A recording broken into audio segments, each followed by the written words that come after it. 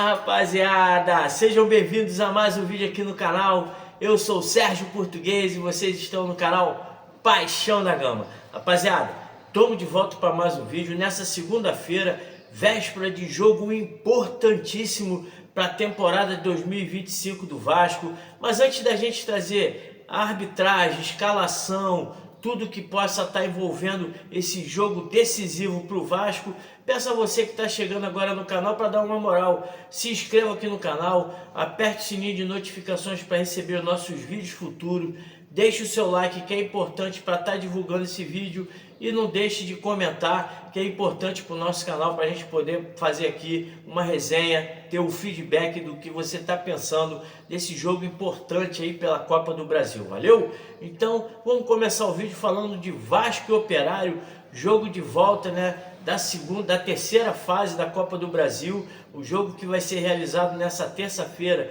dia 20/5 às 19 horas em São Januário. O Caldeirão promete estar lotado, muito por causa aí da vitória do Vasco contra o Fortaleza. A torcida ficou entusiasmada com a atuação do time, então promessa de casa cheia e apoio total para esse time aí que vai ser comandado mais uma vez pelo Fernando Diniz. Um jogo decisivo, né? Só a vitória interessa ao Vasco, já que no jogo anterior o empate em 1-1, né, fez com que o Vasco viesse para casa com a obrigação de vencer. Caso haja ali outro empate, a decisão vai ser ali pelas penalidades máximas, né? E as duas equipes até vêm se reencontrando aí no Campeonato Brasileiro. O Vasco, que vinha ali de 4 derrotas seguidas no Campeonato Brasileiro, conseguiu uma vitória importante contra o Fortaleza por 3-0, e o Operário, para não deixar barato, venceu também o time do Botafogo da Paraíba por 3-0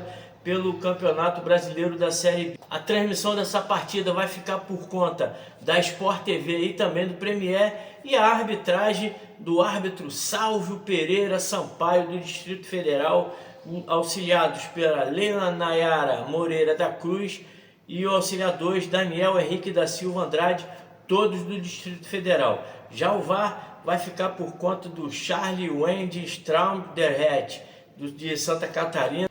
Espero que o quarteto possa ter ali um bom trabalho nessa partida. A gente sabe que quando é um jogo decisivo tem um pouco mais de catimba, né? Os jogadores chegam com mais determinação, mais vontade, que eles possam estar levando a partida sem nenhuma polêmica, já que o Sávio Pereira é um cara meio polêmico, gosta de se envolver ali, né, em polêmica com os jogadores.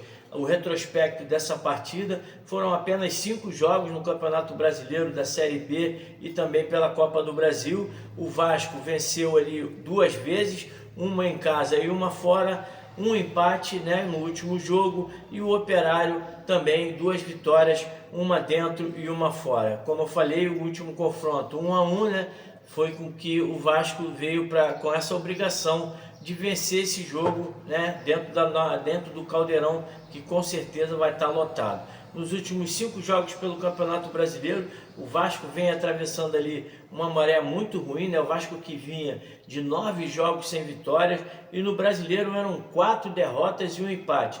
Com a vitória, né, sobre o time do Fortaleza, melhorou ali um pouco, né, esse retrospecto, né, uma vitória, um empate e 3 derrotas, enquanto o Operário vem bem na Série B, né, 3 vitórias, um empate e uma derrota.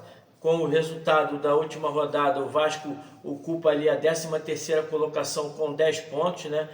Foi ultrapassado ontem pelo Internacional, o São Paulo também deixou o Vasco um pouco para trás, mas pelo menos saímos ali da zona do rebaixamento, né? E demos um pulinho ali para chegar bem próximo da parte superior da tabela. O Operário ocupa ali a 5ª colocação com 13 pontos, vem bem, está chegando próximo ali o G4, né, que classifica para a Série A, e eu acredito aí que o Operário, pelo que vem jogando, vem demonstrando, é um time compacto, um time que marca bem, né, tem bons jogadores, pode estar aí, quem sabe, arrumando uma vaguinha, né, já que não temos nenhum time, né, representando o estado do Paraná, um estado importante no futebol brasileiro.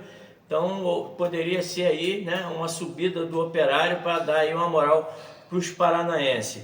O Vasco vai vir aí com desfalque apenas do Lucas Freitas, que está com um problema de fascite plantar, enquanto o Operário, né, tem Jean Lucas, Pedro Lucas e Cristiano no departamento médico, e eu acho que 3 jogadores aí farão falta ao time paranaense. O Vasco que vem aí, né, embalado por 3-0 sobre o Fortaleza no Brasileirão, mas agora tem que trocar a chavinha, tem que buscar aí esse resultado positivo frente ao Operário dentro de casa. O estádio vai estar lotado, a torcida está muito entusiasmada, né? Tá em estado de graça com o Fernando Diniz, ovacionaram o treinador. Alguns atletas também foram muito aplaudidos nessa última partida, né? E o Vasco, para chegar na terceira fase da Copa do Brasil, chegou aí ganhando do União Rondonópolis e também do Nova Iguaçu por 3-0. Já o Operário teve ali uma vida mais complicada.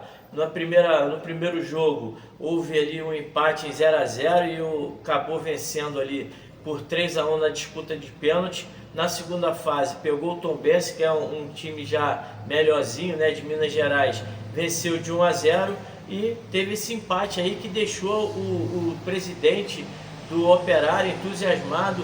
Ele que quando foi, né, o sorteio da terceira fase, ele estava apreensivo. Quando caiu com o Vasco, ele quis tirar uma onda ali com o time vascaíno, né, falando que o Operário tinha aumentado muito a chance de classificação, não fez fé no time do Vasco. Então os jogadores têm que focar nesse jogo dos 90 minutos e explorar, né, esse desdenho que o presidente do Operário fez com o time do Vasco, né, esnobou o elenco vascaíno. Então temos que pressionar o Operário o tempo todo, buscar a vitória e, se possível, uma boa vitória, uns 3-0 também, para a gente poder, né, lavar a alma e fazer com que o presidente do time paranaense fique no lugarzinho dele e respeite o gigante da colina. O time do Vasco evoluiu, né, com o Diniz contra o time do Lanús lá na Argentina. Já fez um primeiro tempo, né, agradável, né? Você via que o time já tinha característica do Fernando Diniz, e contra esse jogo aí do Fortaleza foi maravilhoso, o time bem postado dentro de campo, jogadores, né, parece que já se adaptaram ao esquema do Fernando Diniz, né, as características do treinador, pessoal agrupado, sem dar muito espaço, tanto que correram certo. O time só começou a fazer substituição já perto do final da segunda etapa, né, por volta dos 40 minutos. Antes, quando o time corria desordenadamente, o Vasco cansava. Quando chegava ali nos 15, 20 minutos da etapa final, o time já estava fazendo as substituições, os jogadores muito exaustos, né, porque corriam errado. Então agora com o Fernando Diniz, um jogo mais associativo, jogadores mais agrupados, recebendo ali, o jogador que toca a bola tem sempre ali mais opções para o toque, né? Então não tem que ficar dando chutão, correria. A torcida gostou bastante, né? Os jogadores, por sinal, também acho que gostaram bastante. Tanto que alguns jogadores já começaram, né, a evoluir também. Ele falou isso na coletiva de imprensa, que ia fazer com que alguns jogadores que estavam embaixo se potencializassem, né? O futebol melhoraria. Foi o caso ali do Piton, que vinha muito mal desde o final do ano passado. Ontem, no último jogo, ele fez ali para mim a melhor partida, né, dos últimos 6 meses. Jogou muita bola, deu assistência, correu, marcou bem, foi para o jogo associativo com o Nuno e também com o Felipe Coutinho, né, que ajudam bastante ele ali nessa questão do lado esquerdo. Então foi um cara que melhorou bastante já com a chegada aí do Fernando Diniz.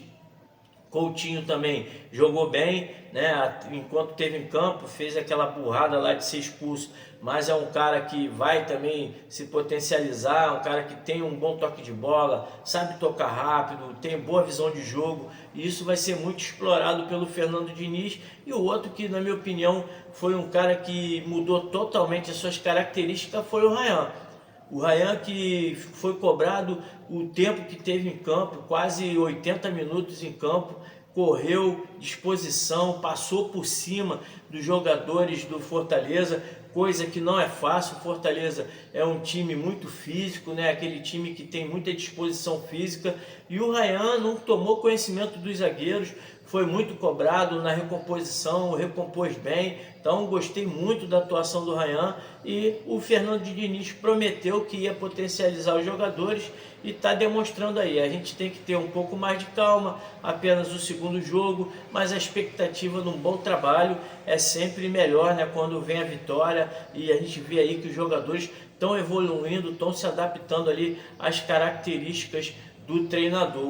Os laterais jogaram muito bem, o Paulo Henrique, né, deu uma assistência para o gol do Verratti, deu mais 2 cruzamentos de perna direita. Ele tem que focar nessa situação de cruzar para a perna direita, ele que corta muito para a esquerda para bater de esquerda, ele cortando, indo para o fundo para cruzar de direita, ele pega a zaga adversária, né, de lado, então o Verratti de frente é mais fácil para ele concluir. Então gostei muito também da evolução do Paulo Henrique, né? Com a bola no pé, é o lado veloz do Vasco ficou por conta ali do Ryan e também do Paulo Henrique. O lado mais categoria, o lado esquerdo, o Piton, Nuno Moreira e também o Felipe Coutinho. Então houve também evolução nessa jogada pelas laterais, o meio de campo muito aproximado ali, né? Teve muito toque de bola. O Tietê é um cara que conduz muito a bola ali, dá cadência ao time, já conhece, né, as características do Fernando Diniz, já jogaram junto. Então é importante ali a permanência do Tietê e o Hugo Moura, que foi para mim um cara que, porra, o que ele fez pelo Vasco nessa última partida, com o problema que ele teve, demonstrou ali muito caráter, muito, né, comprometimento com o elenco. Então esse bom ambiente, né, você vê a felicidade do Fernando Diniz, alegre, feliz. Você não via isso nos outros clubes. O cara sorrindo, gritando, apoiando, a torcida falando com ele respondendo. Um verdadeiro casamento, uma união que com certeza em 2025, né, vai poder aí fazer, ter, né, bons proveitos do time do Vasco. O time criou mais. Você vê que aquela jogadinha pela esquerda de cruzar a bola para o Verratti não foi tão acionada assim. Teve apenas ali aquele do gol que o Piton entrou pela esquerda e cruzou. Já tivemos a chegada do Nuno, né, numa tabelinha ali com o Hugo Moura. O Hugo Moura também chutando na entrada da área. O Ryan entrando pela direita. Foram várias oportunidades de gol que o Vasco criou, né, demonstrando que com paciência, muito treinamento, nós vamos evoluir e vamos ter aí voos mais altos nessa temporada de 2025. A provável escalação para essa partida deve ser a seguinte: Léo Jardim, PH, João Vitor, Luiz Gustavo, Lucas Piton, Hugo Moura, Tietê, Coutinho, e no ataque Nuno, Ryan e Verratti. Já o Operário deve vir com a seguinte formação: Elias, Diogo Matheus, Alan Godoy, Joseph e Gabriel Feliciano no meio de campo. Jaci, Fran Sérgio ou o Índio e o Bosquila no ataque, Alano, Rodrigo Rodrigues e Mingote. Um jogo, como eu falei, nervoso, né? Um jogo que o Caldeirão vai estar lotado, impulsionando o time. Temos que ter também a sabedoria de não dar aquele, né, ataque de índio, ir de qualquer jeito. Temos que manter o padrão do jogo contra o Fortaleza, né? E podemos chegar ali tranquilamente numa vitória também, que eu vou desejar, uma vitória de 3-0 para poder, né, manter o nível. 3-0 contra o Nova Iguaçu, 3-0 contra a União do Rondonópolis e 3-0 também contra o Operário, para calar a boca do presidente lá do time paranaense. Uma questão também que eu esqueci de falar, né, a respeito, né, uma deficiência que eu vi nesse último jogo contra o Fortaleza e também contra o Lanús, foi ali o Luiz Gustavo, que vem até bem, vem jogando legal, né, um bom garoto. O futebol vai crescer do Luiz Gustavo com o Fernando Diniz, mas é a questão ali da linha de impedimento. Falhou contra o Lanús e nesse jogo contra o Fortaleza também falhou, né, deixando ali uma oportunidade para o Lutero aos 13 minutos. Sorte que o Lutero, quase dentro da pequena área, chutou por cima. Então essa questão ali da linha de impedimento tem que ser ali um pouco mais estudada, um pouco mais treinada ali pelo Fernando Diniz. Valeu? Essa daí foi a minha opinião. Espero que vocês tenham gostado do vídeo. dá aquela moral se inscrevendo, apertando o sininho de notificações, o seu like, o seu comentário então é de suma importância para a gente poder fazer uma resenha depois do vídeo. Valeu? Um grande abraço a todos, saudações vascaína, fui!